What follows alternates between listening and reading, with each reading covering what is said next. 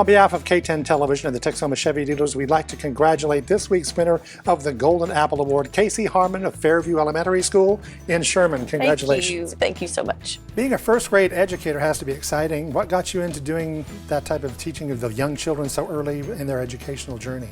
Well, I've taught a lot of grades, but I've moved down to first several years ago, and I really like this age group. They're really fun and innocent, and they're really excited and curious about learning and coming to school.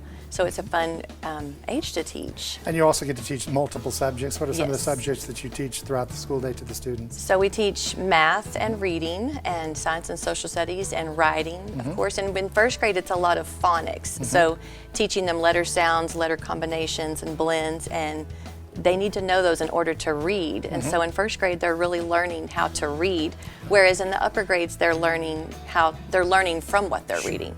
So in first grade, it's just really about getting them to learn to read. You know, they come into first grade with like basic learning skills, and then they leave first grade, you know, really reading independently, writing independently, doing math. Awesome. And if someone's fallen a little bit behind, which I'm sure that happens on an occasion, how do you help that student get back up with their peers? So we do a lot here at Fairview. Just as a school, we have RTI practices in place where we do interventions. So we have a lot of kids that we find them and meet them where they're at. You know, whatever their exact struggle is, we try to focus on that struggle for so many weeks, and then once they've mastered that skill, we move on to something else they need to work on. Are they by themselves, or sometimes multiple students that Sometimes work together multiple that have the same students. We problems? may pull, do one-on-one, but a lot of the times we pull them in small groups where they're all needing that one skill, so it's really better to work with all of them together on that same practice. Truly it is.